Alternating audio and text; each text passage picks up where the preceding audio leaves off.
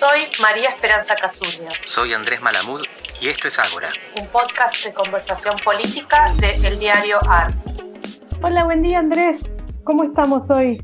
Bien, con ganas de dar buenas noticias. Bueno. Estamos sí. hablando en un momento en que sabemos que habrá pasado, pero suponemos que seguimos en el Mundial. Exactamente, sí. Asumamos que seguimos en el Mundial. Listo, y si no, a nadie le va a importar lo que estamos hablando. Exactamente. Bueno, pero también la idea hoy es hablar de relativas buenas noticias en el campo de la política. En un momento en el cual las buenas noticias no abundan, hay que tratar de aferrarse a lo que uno pueda encontrar. Me gusta.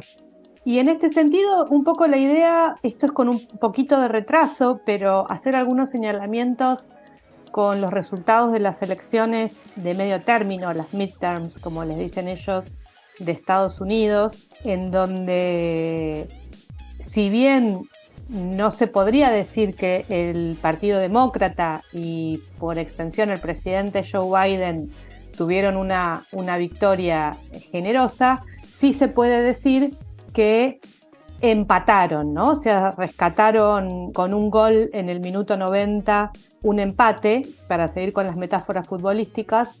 En una elección, digamos, conservaron la Cámara de Senadores y perdieron la Cámara de Diputados, que las encuestas marcaban que iban a perder por paliza. Finalmente fue una diferencia muy pequeña en términos de bancadas perdidas, y si bien perdieron la Cámara de Representantes, también tuvieron buenos resultados a nivel de los estados, ganaron varias gobernaciones, recuperaron algunas o ganaron posiciones en algunas legislaturas. Digamos, fue la mejor elección en un país en el cual es bastante tradicional que en las midterms pierde el partido que está en el gobierno. Esto es una cosa bastante rara, pero es así en la cultura política norteamericana. El Partido Demócrata hizo la mejor elección de medio término en como 40 años, ¿no?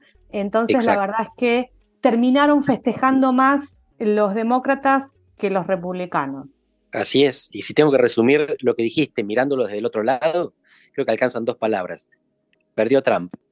No competía, pero estaba en juego, porque él había jugado fuerte para candidatos extremistas, para candidatos que lo apoyaban dentro del Partido Republicano. Y buena parte de esos candidatos que habían arrasado en las primarias a los republicanos moderados, perdieron en las generales contra demócratas. Y esto, para mí, empieza a cerrar un interrogante que se había planteado cuando él pierde las elecciones presidenciales y que se abre ahora en Brasil. ¿Hay trumpismo después de Trump? ¿Hay bolsonarismo después de Bolsonaro? Y la respuesta para mí empieza a ser, quizás sí en términos valorativos, pero no en términos de liderazgo. Bolsonaro y Trump van a tener serios problemas para revalidar su jefatura. Y lo que vamos a ver, al contrario, es fragmentación.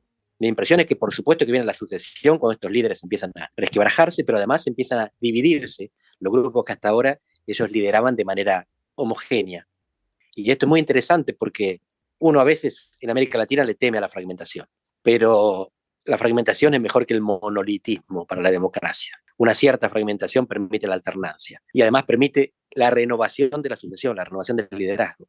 Así que más allá de lo que uno piense, y podemos tener algunos espectadores que crean que Bolsonaro y Trump hicieron buenas gestiones, los indicadores objetivos de calidad democrática durante sus mandatos decrecieron. Es decir, la democracia fue menos buena con Trump en Estados Unidos y con Bolsonaro en Brasil. Y entonces sus derrotas son buenas noticias para la calidad democrática, medida como solemos hacerlo. Y que además de sus derrotas, ellos no consigan mantener el liderazgo de los sectores fundamentalistas que hasta ahora comandaban, es una novedad que muchos no esperaban. Y me gustaría agregar a lo que vos dijiste, que por supuesto estoy de acuerdo, que me parece que este es un momento muy importante. No me atrevería yo a decir para nada que se cerró el ciclo de las derechas, que se cerró, digamos, no estoy diciendo eso, pero sí estoy diciendo algo que hace unos años no era obvio, que es que el trumpismo, entendido más como un estilo de hacer política, está empezando a mostrar que paga costos electorales. Y esto es algo que nosotros charlamos varias veces en este podcast, me parece. O por lo menos que no es una estrategia que siempre gane. Y me parece que esto es importante. ¿Por qué digo esto? Porque hace 2, 3, 4 años me parece que había analistas que miraban a Trump, miraban a Bolsonaro, miraban ejemplos europeos también, y decían, bueno, pero esto te puede no gustar, te puede parecer que no es elegante, pero la verdad que hay que reconocer que esta manera de hacer política no hay con qué darle electoralmente.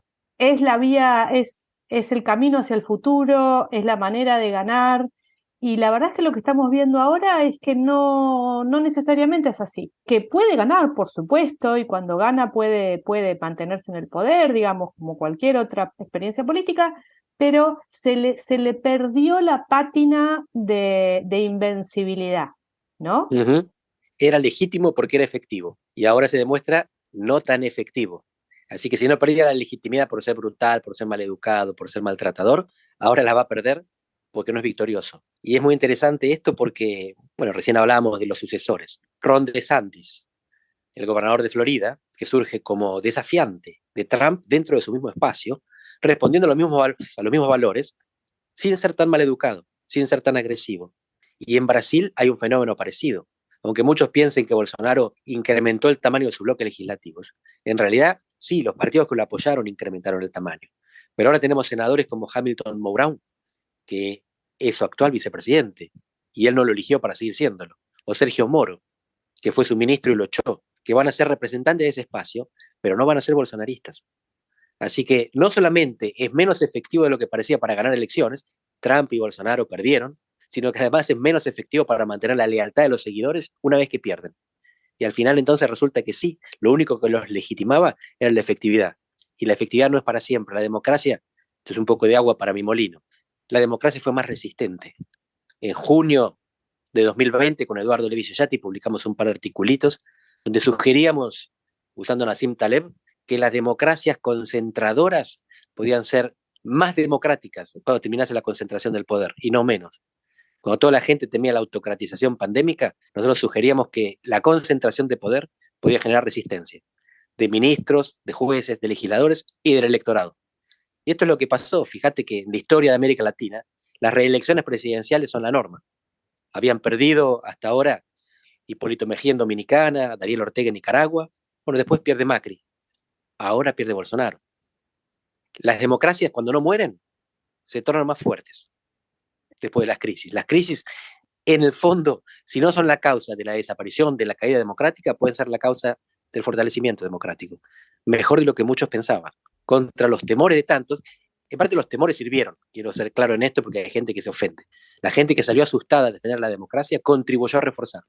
Pero esto es algo que quizás se podía ver venir, viendo que había resistencia generada en contra de la concentración.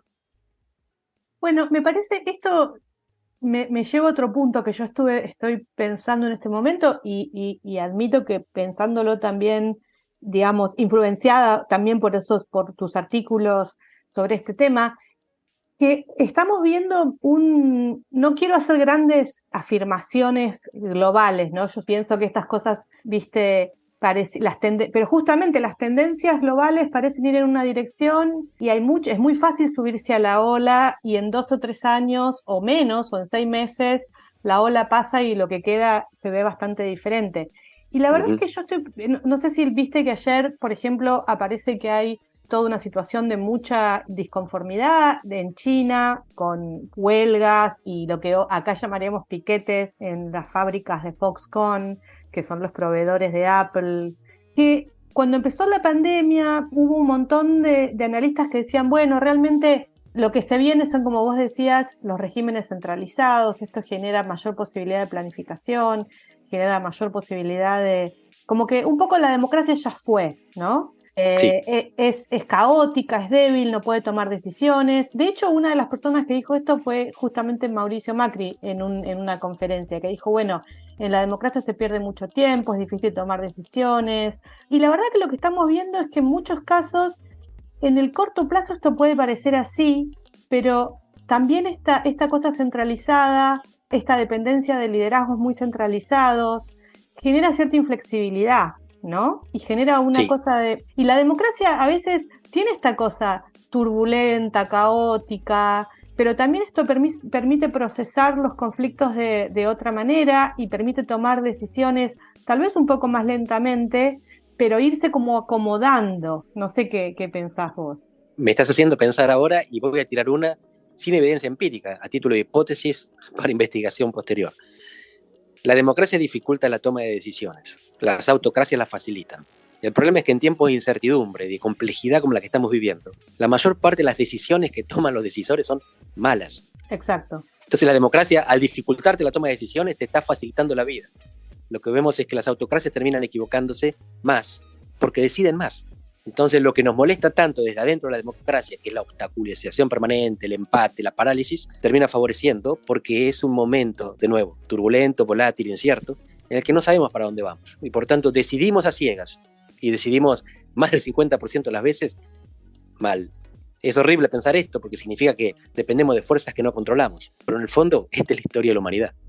Andamos a tientas, buscando el camino. La democracia lo que hace es minimizar el margen de error. Bueno, interesante, realmente va a ser un tema para seguir pensando y quedan varias vueltas de la ruleta o quedan varias tiradas de dados todavía, ¿no? Así es, pero empezamos bien. Brasil y Estados Unidos nos generan esperanza. Las cosas a veces pueden salir para el lado de los buenos. Exactamente, quedémonos con eso entonces. Te mando un Listo. abrazo, Andrés. Seguimos con el Mundial. Beso grande.